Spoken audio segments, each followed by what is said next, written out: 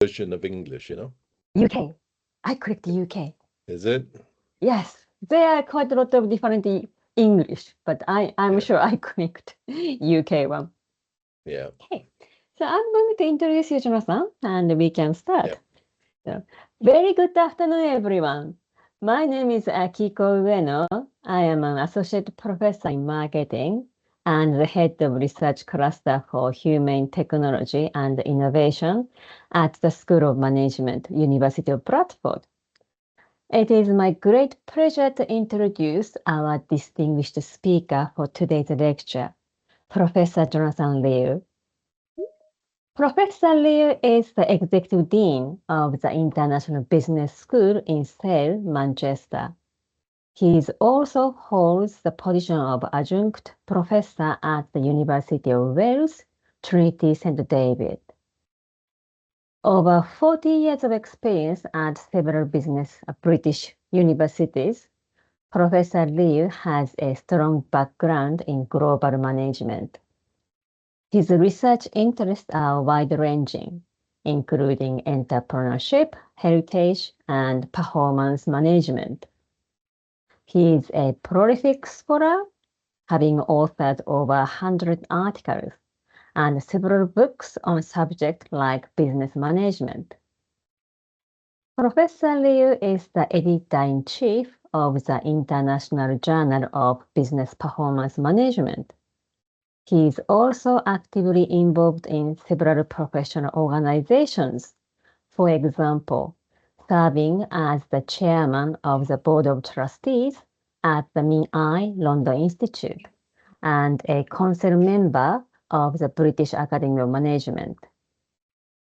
Today, Professor Liu will be speaking on enhancing the writing and review process with AI tools, leveraging AI-powered tools to improve academic writing. Please join me in giving a warm welcome to Professor Jonathan Liu. With further ado, I will now hand over the virtual floor to Professor Liu. Professor Liu, the mic is yours. Right. Thank you very much, Akiko. Um, I'm going to try and share screens. If you can just let me know if you can see my screen, which has half a picture of a computer desktop, sorry, a notebook, Yes. and it has got enhancing the writing and review process with AI tools. Yeah, Yes, we can see. good, excellent. Okay. Um, Really, Akiko, thank you very much for the accolades.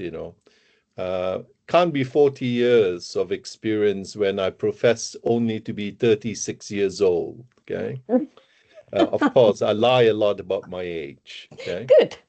Right. Well, I think when I started doing this series of talks, I've done a range of talks trying to assess early career researchers right up to really old farties like myself who have been in the system for a very long time, but technology has now overtaken everything that we do. Okay. So, what I wanted to do in this talk was really about the use of different AI tools and how this can be used. And in some ways, I will try and do quick demonstrations, but you will have access to these slides, which I will share with you once the presentation is over. Okay. So in today's really environment in which we're operating in, okay, the landscape has changed tremendously. Okay.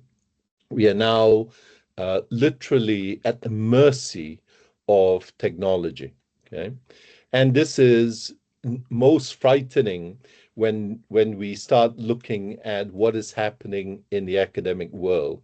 Quite recently, at a conference, I was told by a colleague of mine that he had the pleasure of students asking him if it was okay to use AI to develop their assignments. Okay, and his response to them was pretty short and sharp, and asked them, "Is it okay if I use AI to grade your papers?" Okay, so that kind of like probably killed the conversation. But surprisingly, I don't think it kills the conversation. It actually opens up a discussion platform for us. Okay. So, what I would like to do over the next 40 minutes or so is really to just take you through the idea about what AI tools are, what is available. And I'm going to set the context by effectively just looking at the initial landscape that we are faced with. Okay, I'm using two screens, so my apologies if you look at me and I'm not really looking at the screen, is because I'm looking at the other screen. Okay, so when we think about the evolution of academic writing in terms of technology, okay, you would probably remember times when you actually had to use pen and paper. Okay, but today we have gone beyond that. Um, when I submitted my assignments, it used to be done on the typewriter. Okay, for those of you who don't know what a typewriter is, okay, go to the British Museum. You'll probably find one. Okay, ranging from the bog standard old typewriters to the really moderner ones, which were what did they call golf ball typewriters? No, they're not when you play golf. Okay.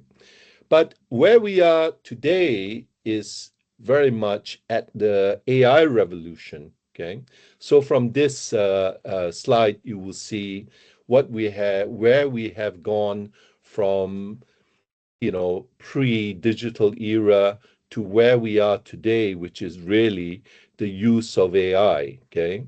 I remember a time when I had a discussion with one of the secretaries that was working with my professor, and she was highly talented in the art of typing. Okay. Today, you don't even need to type.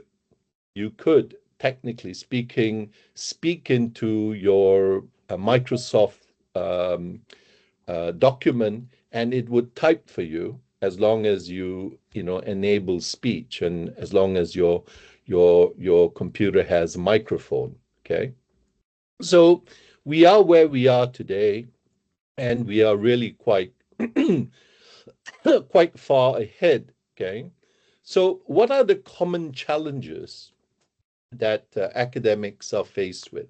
Okay, and these challenges haven't really changed that much in terms of the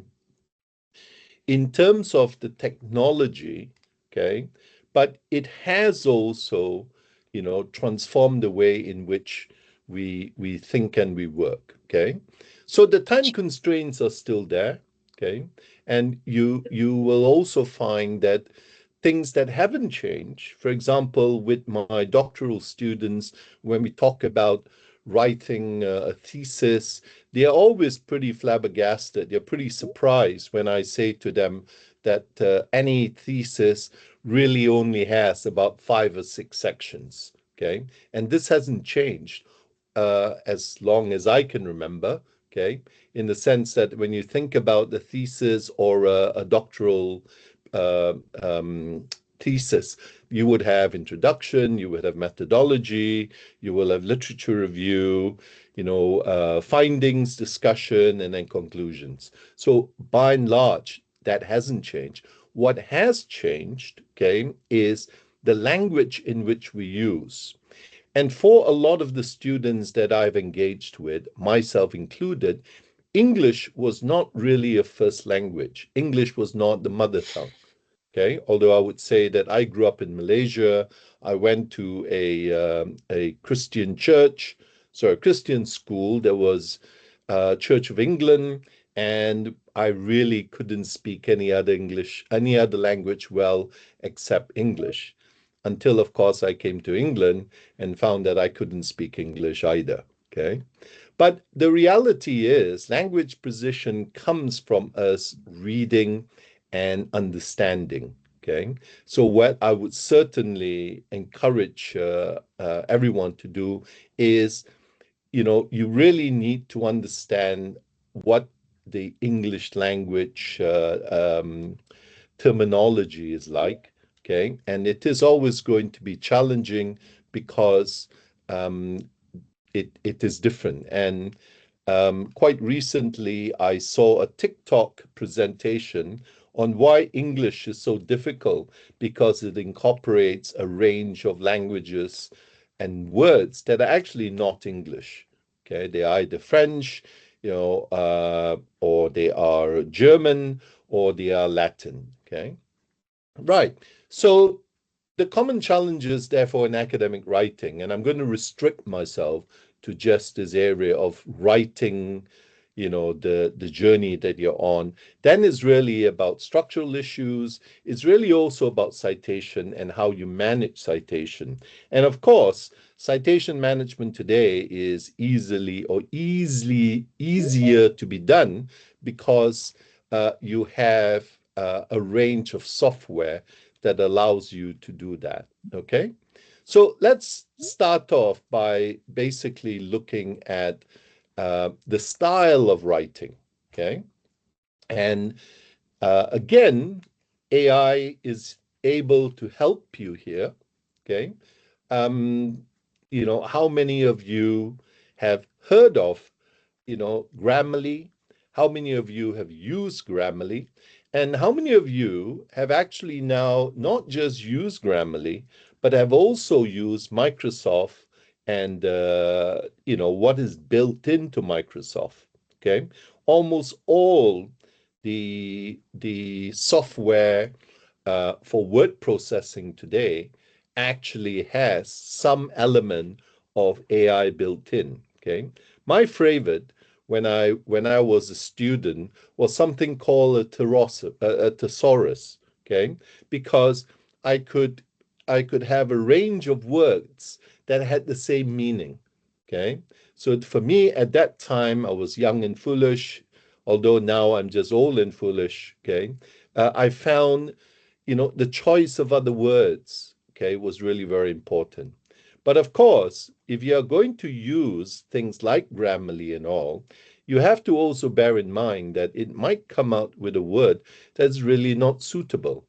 Okay, it's not suitable because of the context in which you are actually going to use it. Okay, I've had also colleagues that have indicated to me that softwares that try to improve the English language, aren't really that useful, okay, because they are either American based or they are not English language based, okay? But certainly what Grammarly will do, you know, is it will help you improve your vocabulary. It will also help you make your documents more readable. Okay. Um, I try to also remind colleagues when they write, okay, especially in my role as the editor in chief, is that they should write things that is simple to understand. They don't have to trivialize the words, but they do need to make sure that it is easy to read.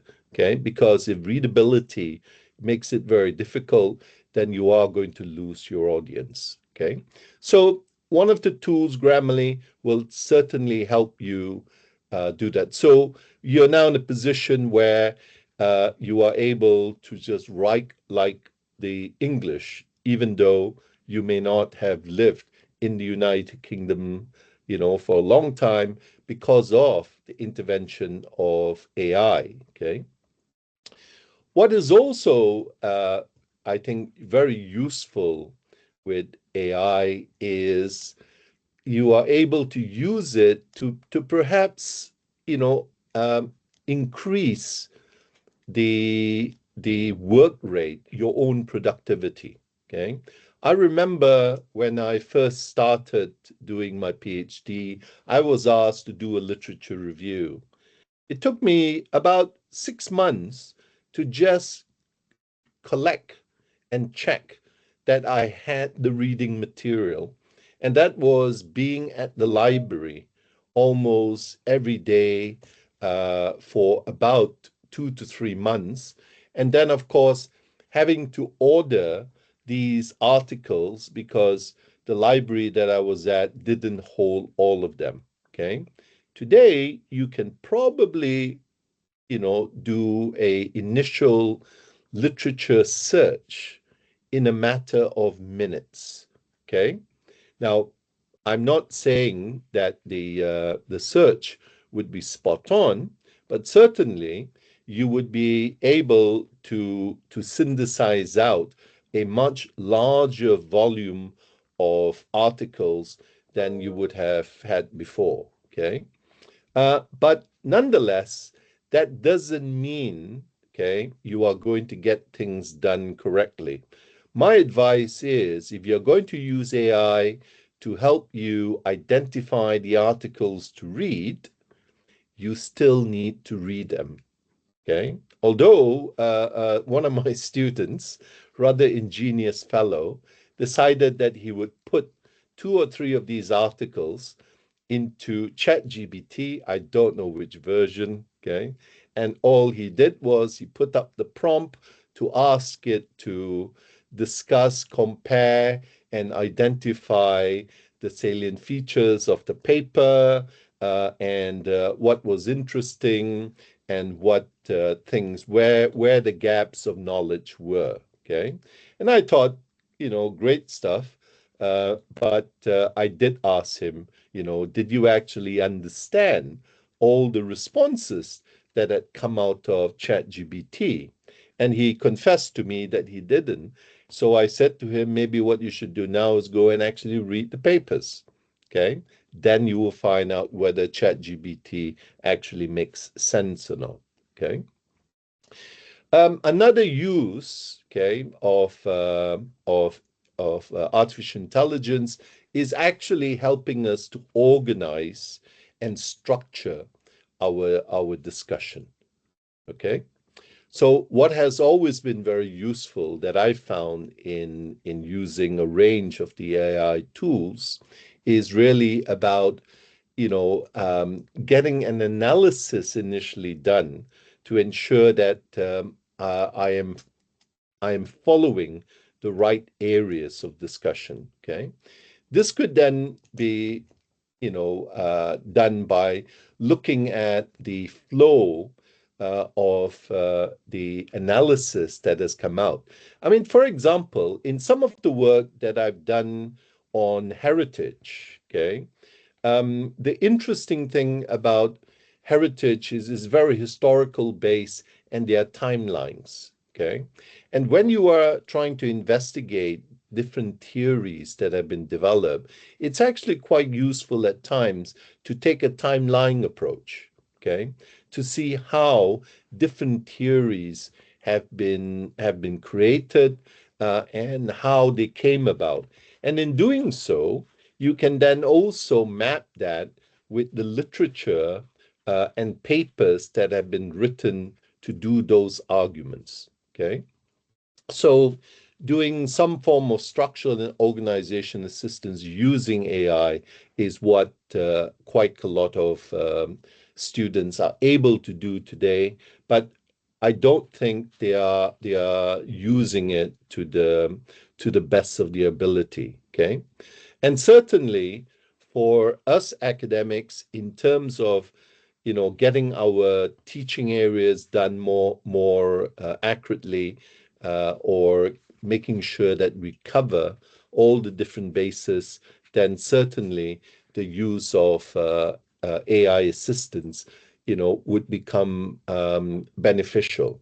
Of course, this raises quite a lot of issues as well because it also depends on whether the universities themselves, encourage staff to actually use any of these AI technologies. Okay.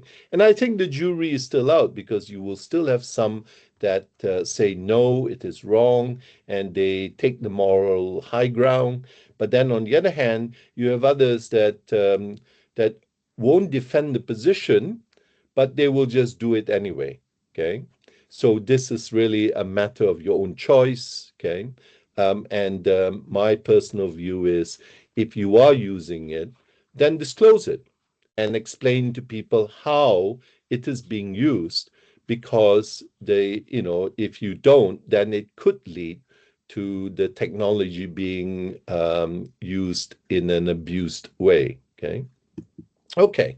So, you know, when we think about, especially for academics and also students that don't have, English language as their natural heritage, okay, because I was looking at a report that was done by the OFS, which indicated that something in the region of 30% of school tutors, okay, are not, do not have English as its first language, okay, and therefore some of the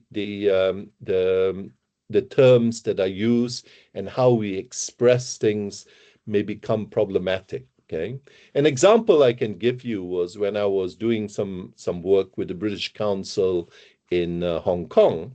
One of the Hong Kongers, responded or told when I asked them, "Have we heard from ABC?" And his response was, "Up until now, we have not heard from ABC." Okay. And I kind of had to stop and think, does that mean they have responded uh, just right now or after now, or have they still not responded? Okay. And of course, I discovered that what he meant was they haven't responded. And I remember saying to my colleague, why don't you just keep it simple and just say they haven't responded? Okay. But he felt that it would not be proper English, okay, to say it, or to say it simply. But this is where I think we can use AI to help us address the language barrier, and certainly with things like Grammarly and all, I've found them to be useful. I don't always agree with them, but they are useful nonetheless. Okay. But what we are really, or what I'm really getting at is if you want to improve your productivity and your efficiency, then AI is a must. Okay. I think in our sector in education, we have now all experienced very acute workloads. Okay. I think in most of the universities that have had to retrench staff, they have retrenched staff and they have not replaced staff. Okay. And the workload has not decreased.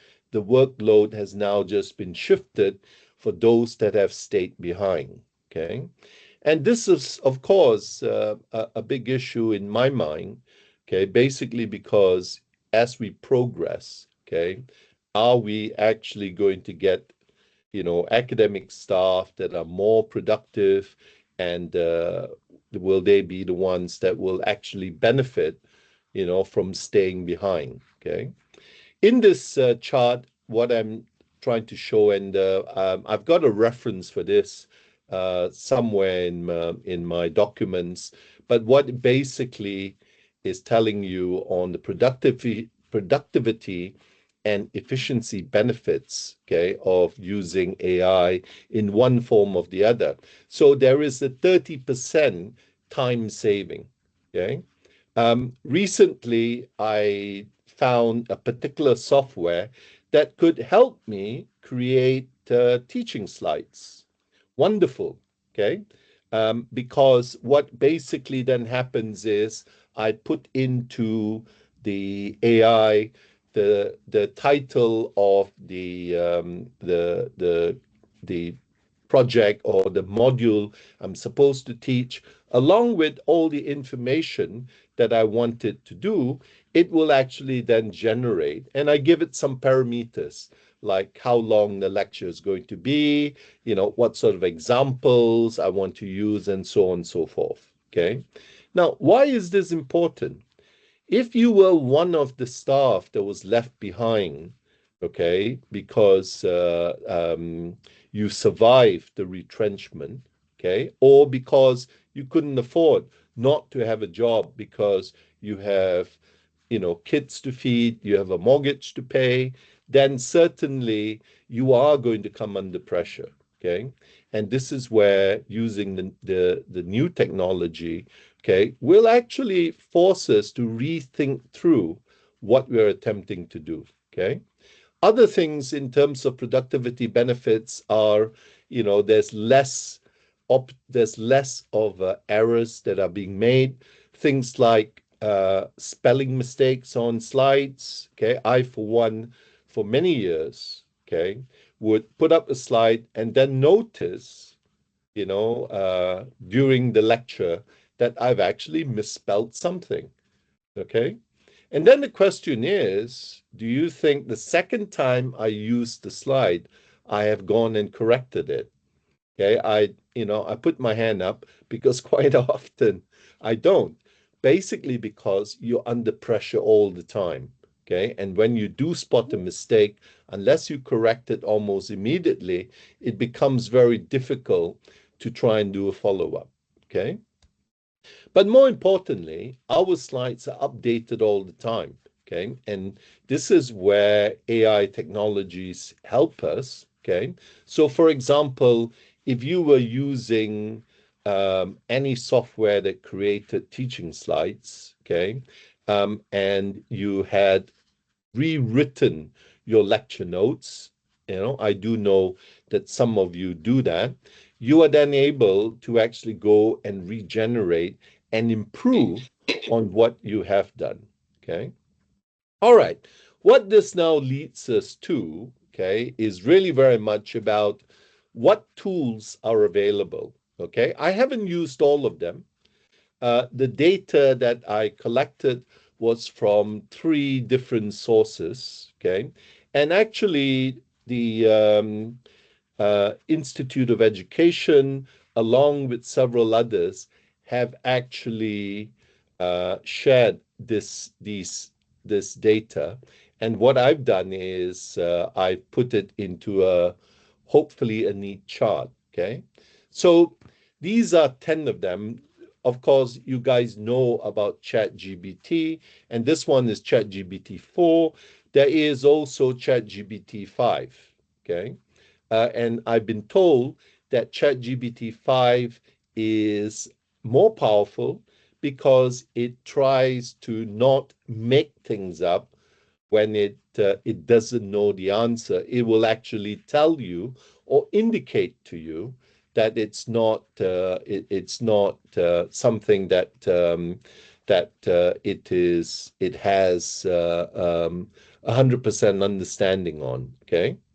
Um, the the top tools, the tools are ranked by what was most popular, okay, based on the report. Okay, so you had at the very top, most commonly used is ChatGPT. I did this chart about maybe 3 months to 6 months ago. It has probably changed. Okay, but you would then also find, from this chart, if I were to say, how many of these AI tools, not do you recognize, but have you used? Okay. And I would probably guess you will be looking at maybe three or four. Okay. But along with different apps that have been created. Okay, today you will find that there is actually more tools available than you can actually think about. Okay, I was introduced, for example, the fifth one, Elicit. Okay, I was introduced to Elicit because of the university that I was doing some work with, and they say that they supported the use of illicit, okay, because it helped structure the data that you would be trying to extract, okay. And again, it would be useful if you email me or let me know what your views are, okay. All right. What I would like to do now is to move towards actually giving you some examples, okay, on how to use, for example, prompts, okay. One of the things I I would try and share with you is, when you think about academics, okay, and in particular those that go into higher education, they would have spent around 20 years, right? Ranging from the age of 6 or 7 for 7 years on the undergrad, on the primary school, another 7 years in secondary, and then another 7 years getting a higher degree, followed with a master's, and followed with a doctorate.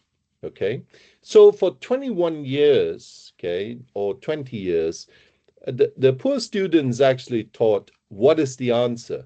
Just tell me the answer.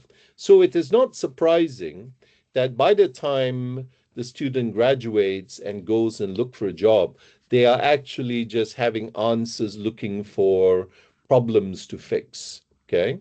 What I think AI has done, and in particular things like ChatGPT and all, is it has taken the focus on what is the question. And for those of you that have done research of one form or the other, or having done a doctoral program, you will be familiar that we always ask the key question, which is, okay, what is the question? Okay. So the thing to think about, okay, is very much about how you then frame the question. So I'm going to give you three examples. The first example is this one where it's basically just a simple prompt, okay. This is, for example, a prompt on theoretical frameworks, okay. For those of you who write papers and submit them to journals, you will probably find a very strong correlation between the good journals and the need for you to identify what theory or what theoretical framework you are trying to address. Okay, and this actually isn't well known by actually a lot of academic staff. A lot of academic staff are very practical in orientation. They tend to take the mold of in business and management. They would say, okay, here is the problem. Let's try and find the solution without actually thinking about whether there is any theory that can help us understand the challenges better. Okay, so the example for theoretical frameworks would be the prompt is explain the fundamental principles, theories, or scientific frameworks that underpin, and the topic could be knowledge management, or it could be more specific, as in performance measurement in the automobile industry. Okay. Provide insights into why these principles are effective and how they are validated in real world applications. Or you could continue and actually also ask it to provide you with the latest debate and discussion. Okay. Other examples, again, simpler poems are like critiquing a paper. Okay. Question on strategic decisions, refining the research question. So, for example, if you have written a so-called research question, but you're uncomfortable with it, you could theoretically be asking AI, ChatGPT, DeepSeek, or whichever of these now, hundreds of AI tools, okay, for it to assist you, okay? The question that you may then want to ask me, which we will discuss later, is it ethical? Okay, and we'll come back to that in a minute. Okay, but what about slightly more complex prompts?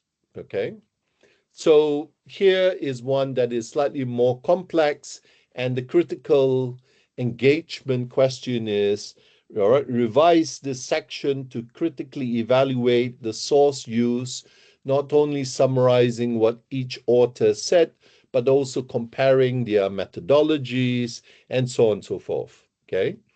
And I could be uploading somebody's thesis. Okay. I have to admit, I tested this when I put in one of my ex-students' thesis into ChatGPT 5, posing a very simple question or a complex question, asking it to just, review it very much in the form of how I had examined it. Okay. And actually, I was quite surprised that actually there were one or two things that I didn't think about that AI had actually prompted. Okay, so the post-mortem of this, okay, you could then say that, look, what benefit, Jonathan, have you derived from this? Well, I've actually discovered how limited my own thought patterns could be. Okay. And what this would then basically do is it would help me have a clearer understanding either of the methodology, of the literature, or how they have structured their arguments and comments. Okay.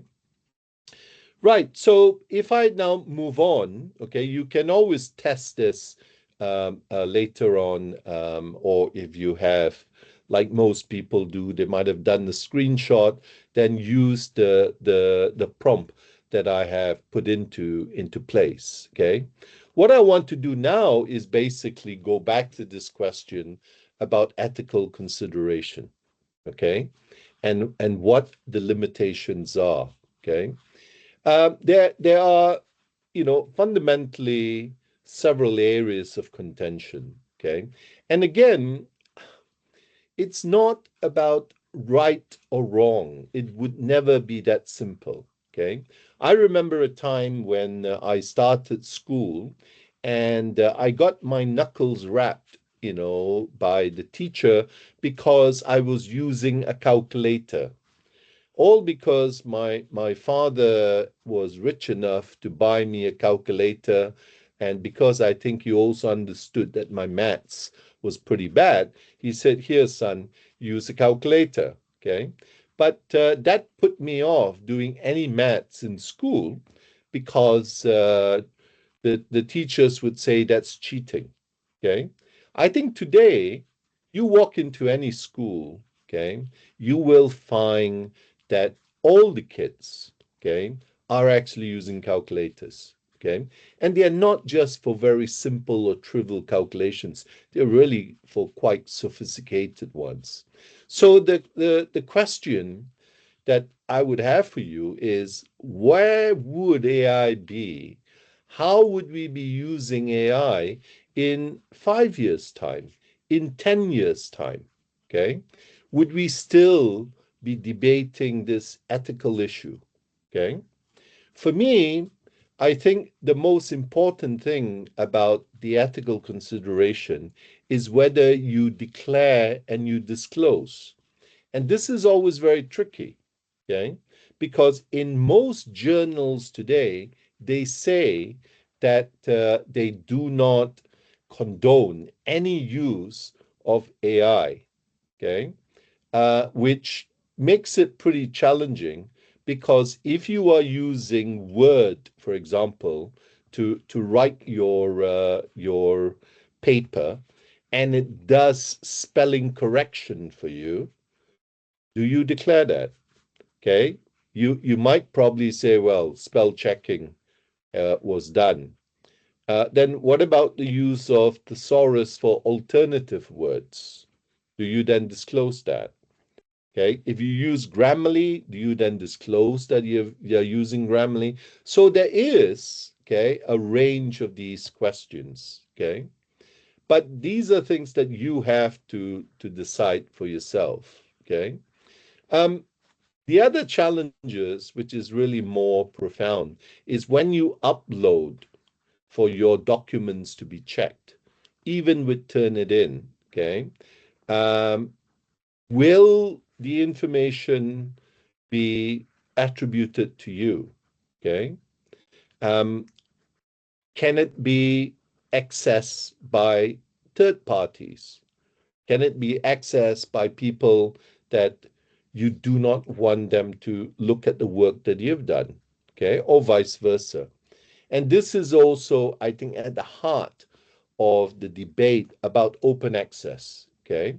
Where we are today is really quite, you know, we are no closer to making sure that information is readily shared because um, the fees that are now being charged for any article to be published, okay, for open access will range from 2,000 to 5,000 pounds, okay, and how many people do actually have that sort of funds to pay? And if they did have the funds to pay, does this therefore mean that the paper is actually, worthwhile reading, or is because someone could afford to pay for it? Okay. Again, these are questions that you as a user will have to address. Okay. Um, Normally, if I was running this on a live workshop, I would have maybe three examples that I would share with the audience about what, for example, AI tools in academic settings. It would be the graduate student experience, and this is where we have a PhD candidate, from Oxford, reporting that 28% faster in thesis completion. And this is a paper we then look at, and then we actually discuss whether, there is any realism in it. Okay. And likewise, you have research team implementation. Um, I work with a group of researchers, okay, and I encourage them to use AI to develop their thinking, okay. And every now and again, we actually do come up with something that is quite unique, okay, and quite inventive or innovative, okay, right. And the final thing I wanted to share with you was really about using all the other ancillary technologies. Okay, so for example, here are three.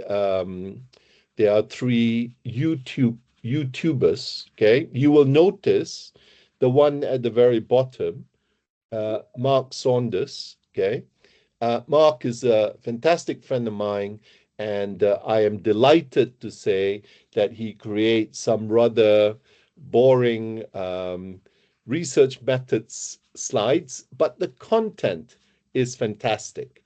But I have to admit that Mark is now probably version 10, okay, of his YouTubing, and they are actually getting more interesting and exciting. But again, these are resources that students have access to. Okay. So are academics using them? Okay. So that is from the world of YouTube. Okay. You then also have learning from useful websites. Times Higher Education, it's called Campus. It's actually free, although you can join it. You can also get access from jobs.ac.uk. Okay. Quite recently, jobs.ac.uk generated a report on how AI was being used in further education. Okay. Although I do know that most of us in universities belong to the higher education world, you will find that the gap So, or rather, the gap between further and higher education are beginning to get blurrier. Okay, and then of course I can't not say anything about BAM, the British Academy of Management. But certainly, if you are in business and management, then really join British Academy of Management. I understand that the annual fee for membership is £99. All you have to do is maybe attend 4 or 5 of the free workshops, and you basically would have gotten your money's worth, your membership worth. Okay, and of course also there are other workshops that BAM runs, which is really value for money. Okay, okay, so the best practice, therefore, for integrating AI in academic writing, okay, is really try and establish a clear writing process. Okay, give yourself time. Okay, quite often, a lot of my colleagues say they write things late in the evening after they have done a whole day's work. um, how productive do you think you're going to be? Especially if you have kids, especially if you have other families that are going to be, try and do this early in the morning. I do know that some of you will say, I'm not a morning person. Okay. I assure you, as you grow older, okay, inevitably you will sleep less and you will wake up earlier. And maybe that's the time where you start thinking about creating your space, what I call me time, time that is actually important for you. Okay. You also want to maintain critical engagement. This is where you need to have dialogue. Your attendance in this workshop hopefully would be useful because it shares with you what other people or crazy people like myself think about and find. Okay. Um, there is the need to be transparent and open about your types of tools that you use. Okay, and also then share that with um, um, with the audience that you're engaging with. Then also think about using not just one tool, but a range of tools, okay, and try to actually develop some sort of strategical approach to it, okay. And the future of AI in academic writing, okay, this is where it would hopefully be seamless integration. It would be discipline. It would be focused on the topic areas that you're interested in. And also, you would be in a position where, as artificial intelligence continue to evolve, okay, we can we can expect more sophisticated assistance, okay, that would be tailored to our needs, but then also help us develop our understanding, okay, of how we are learning and doing things, okay. Um, the final thing is, okay, the afterthought. Um, Einstein always, famously said, imagination is more important than knowledge because knowledge is limited. Imagination encircles the world. Okay. And this is the challenge I have for people who believe or do not believe that any good will come from using AI. Okay.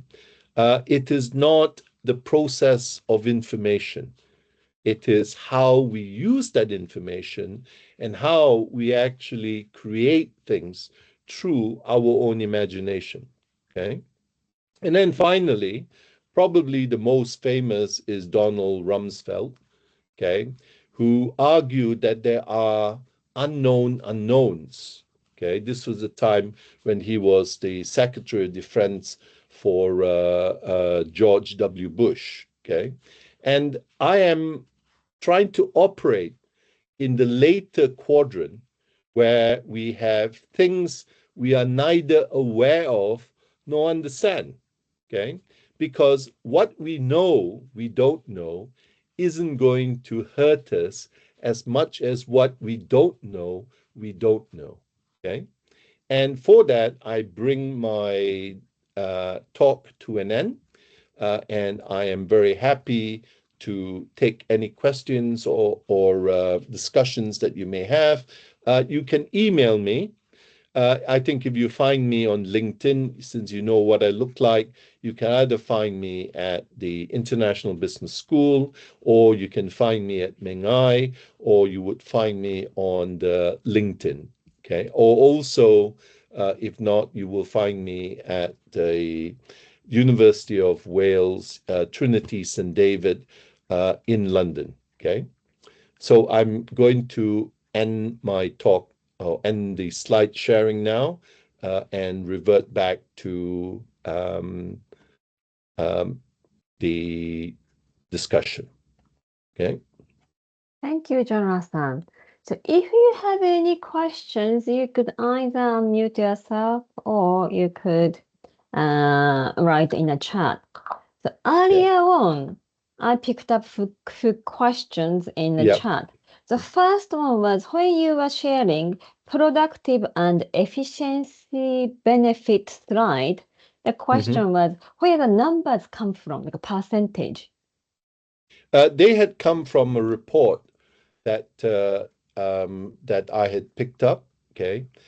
It's actually I will put the reference in the slides when then you can share the slides with colleagues. Okay. Of course, thank you. And then another question was, what are the mechanical aspects of writing? Well, I think it really depends on what you know what you are writing for. Okay. For example, I'll give you three examples. If you're writing a blog, okay, then some of the thought process is the same. The output is very different. Okay. But you can also find commonalities that, for example, I don't have any evidence for this because this was what a learned editor said to me, that if you want your paper to draw attraction or you want people to notice your paper, put a number on it. Okay. Like 5 things you wish you knew when you were young. Okay. Would sell better than things you wish you knew when you were young. Okay. So I think in terms of maybe trying to answer the question, okay, the actual mechanics itself, there isn't a magical formula. Okay. I've worked with a range of people who have developed their styles. Okay. And their styles are actually quite from my point of view, they're actually quite revealing. Okay. And also I think it's Dan Petrovich. Thank you very much for your picture, okay, of the typewriter. Okay. Is it safe for me to assume I can use this free of royalty charges? Okay. Well, I put it for the benefit of illustration. It's in my house, so I wouldn't feel perhaps Okay. comfortable. Are there Yeah. any other questions? Hang on. Professor Charles, do you have any Yes. questions? Yes, I have a question. It's a burning question that's been I think there bothering was me some for discussion about having this automatic transcription that was being done. Okay. Mhm. The only comment I would make, if you're using Otter or any of these other automatic transcribers, okay, is you don't really know how accurate they are. Okay. And also the problem with using something like Otter is it actually takes a picture of everyone that is in discussion. Okay. or attending that, and that breaches, I think, people's right that if they do not wish, to be caught on camera, then what basically needs to happen is their permission needs to be sought, which is why I think at the very start you will find that Akiko made the announcement that if you do not wish to be filmed, then please have your cameras off. I Okay? forgot to stop the recording before Q&A. Well, yeah, okay. I'm Hopefully gonna you've stop stopped it now, have you? recording. Yeah, I am stopping now. And Okay. Professor